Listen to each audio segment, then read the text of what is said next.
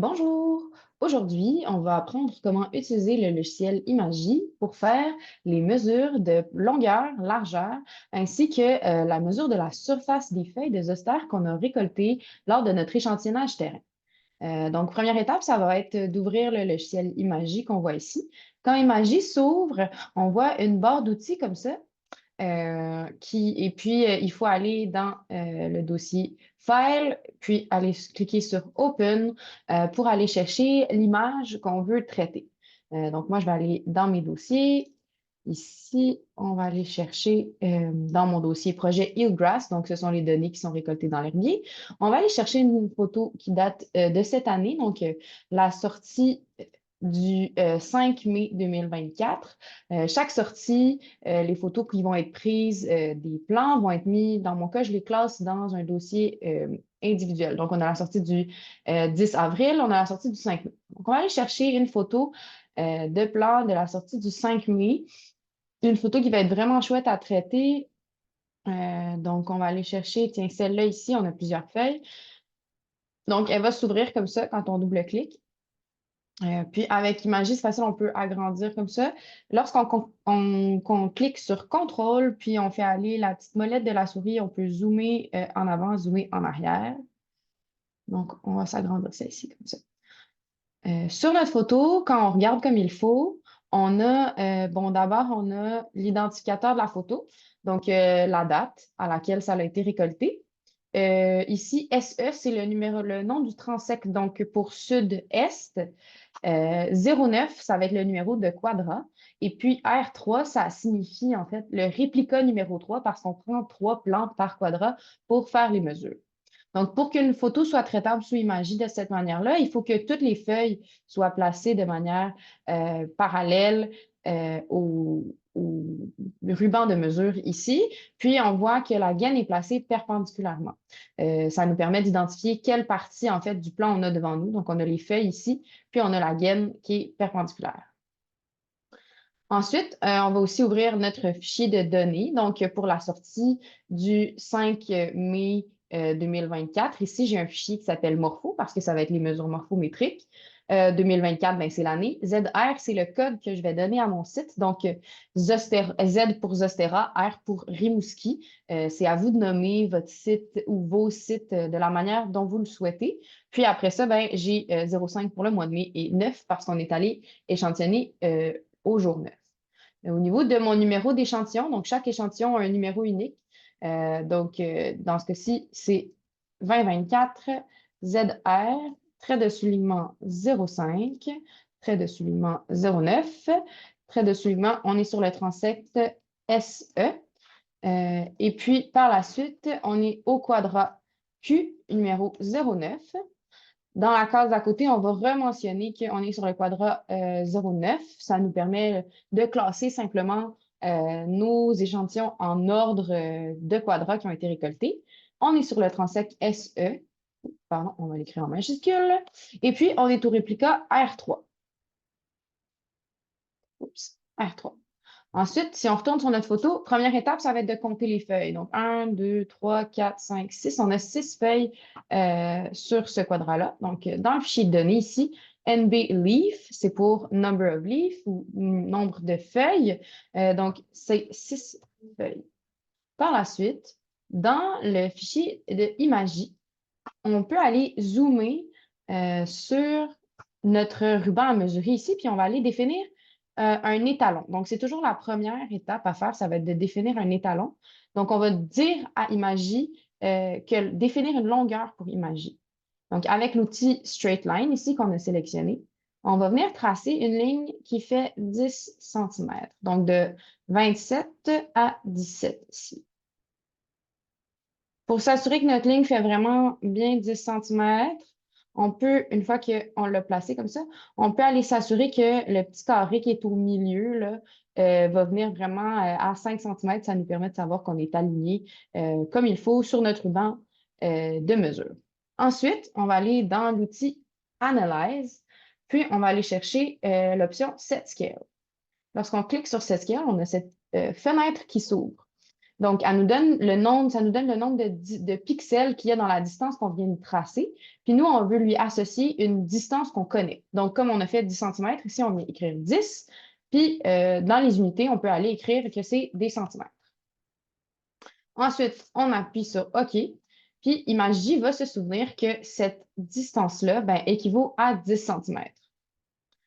Après ça, ben, on vient descendre au niveau des feuilles. Je vais placer ça ici pour qu'on ait accès à notre fichier de données en même temps. C'est vraiment pratique à faire sur 2 écrans, ce genre de travail-là.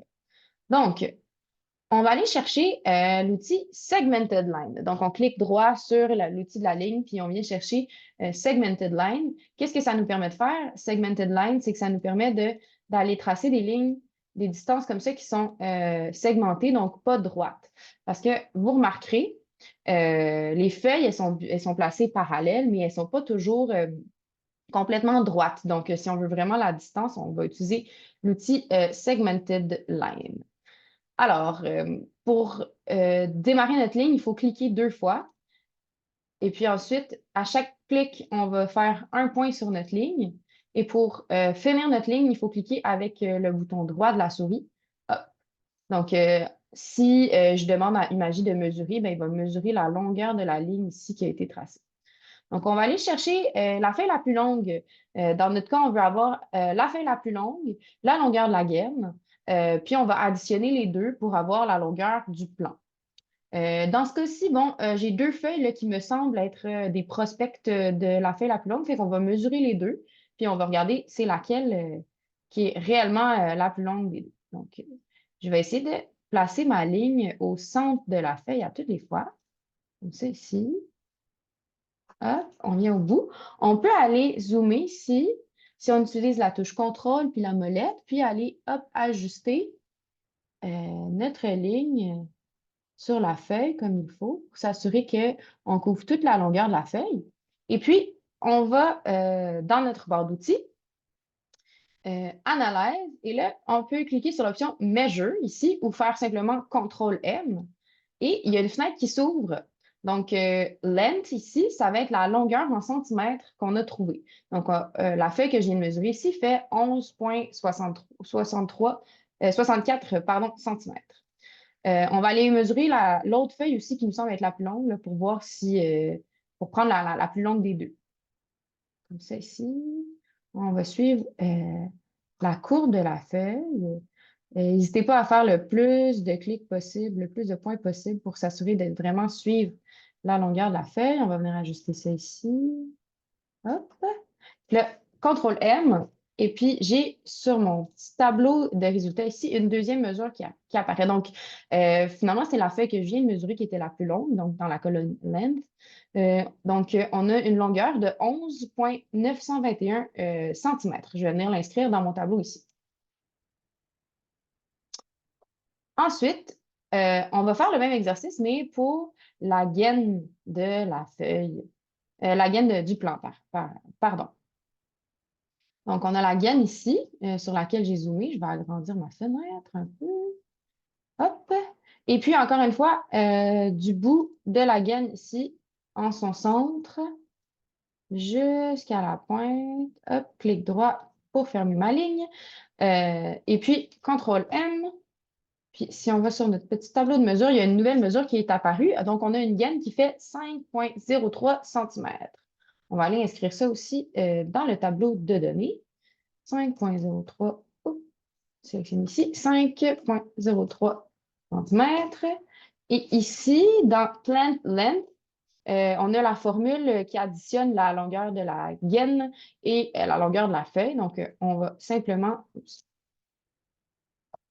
venir copier-coller cette formule-là ici. Donc, pour un plan qui fait 16,95 cm au total. Par la suite, on va aller chercher la largeur maximale du plan.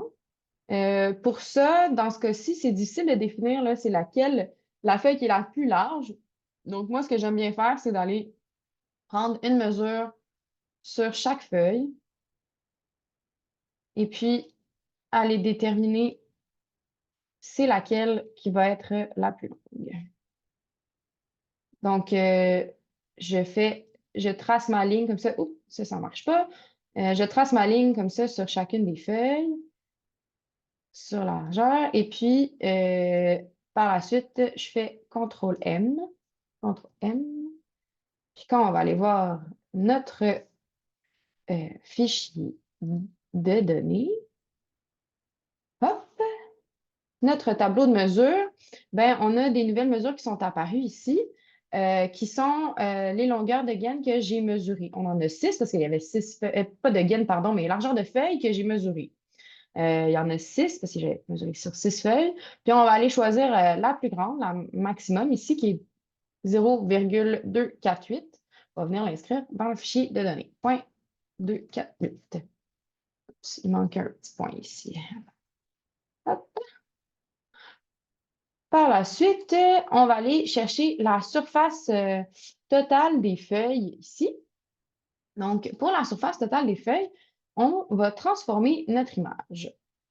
On va aller chercher notre barre d'outils ici. On va aller sélectionner la petite baguette magique. On va en avoir besoin tout à l'heure. Puis, on va aller dans Images. On veut transformer notre image en noir et blanc. Donc, dans Type, on va aller sélectionner Type ici, 8 bits. Et puis là, l'image se transforme en noir et blanc. On va reculer un peu pour voir l'ensemble de nos feuilles. Quand on calcule la surface photosynthétique des feuilles, donc la surface des feuilles qui est capable de faire de la photosynthèse, on prend uniquement les feuilles, donc celles qui sont parallèles, placées parallèlement dans la photo, mais on ne prend pas la gaine parce que la gaine, il n'y a pas de tissu qui est réellement considéré comme photosynthétique là, pour le potentiel de la feuille. On va retourner dans, dans Image, pardon. On va aller chercher l'option Adjust. Puis dans l'option Adjust, Threshold ici. Donc, les thresholds de couleur. Attention, l'image va se transformer quand j'appuie là-dessus. Hop, voilà. Donc, ici, on va aller chercher l'option Default. Et puis ici, à place de Red, on va aller chercher B et W, Black and White. Hop, noir et blanc, pour voir apparaître nos feuilles bien noires sur un fond blanc comme ça.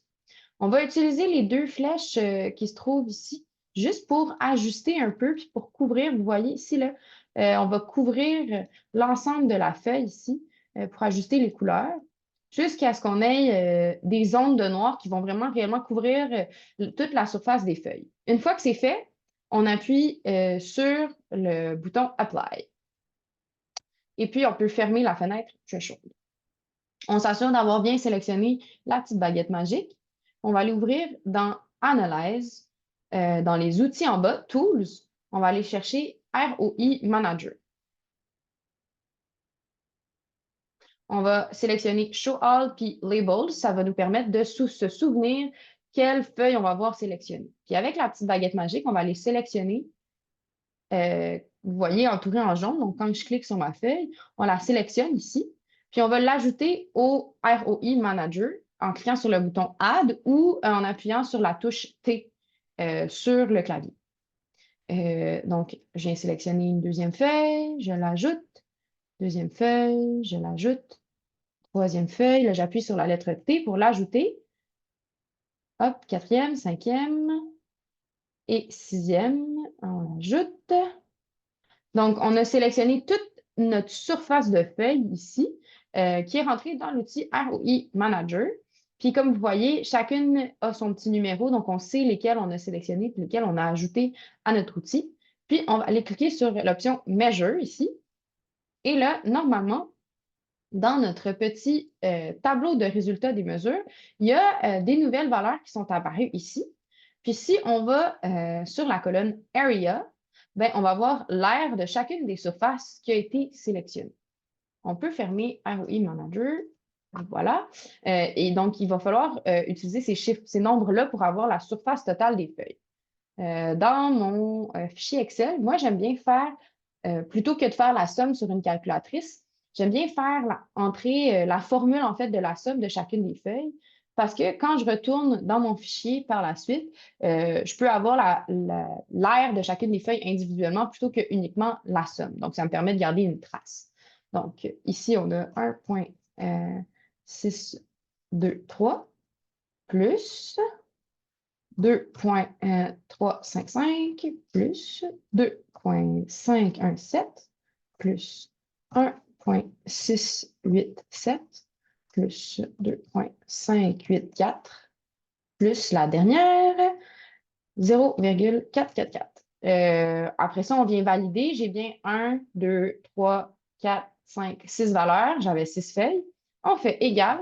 Et puis, magie, ben, Excel nous a calculé la somme de chacune, de l'aire de chacune des feuilles que j'ai entrées ici. Si jamais il y a des notes au niveau que vous voulez entrer au niveau de la condition des feuilles, est-ce qu'il y a des feuilles qui sont nécrosées? Est-ce qu'il y a des feuilles qui sont abîmées? Est-ce qu'il manquait des feuilles? Est-ce qu'il manquait des informations sur la photo? C'est toujours intéressant de les entrer ici. Donc, pour avoir une trace aussi, voyez ici, pour chacune de mes autres feuilles, là, ben, j'ai la somme de, pour chacun de mes autres plans, j'ai la somme de toutes les feuilles ici qui ont été entrées dans mon document. Alors voilà, c'est comme ça qu'on fonctionne pour les mesures avec le logiciel Imagy.